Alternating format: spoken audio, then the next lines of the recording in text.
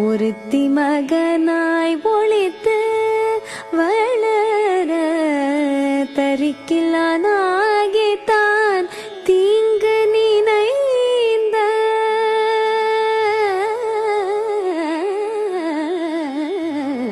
கருத்தை பிழைப்பித்த கஞ்சன் வயிற்றில் நிருப்பென்ன நின்ற நெடுமாலே உன்னை அறுத்தித்து வந்தோம் பறை தருதியாகில்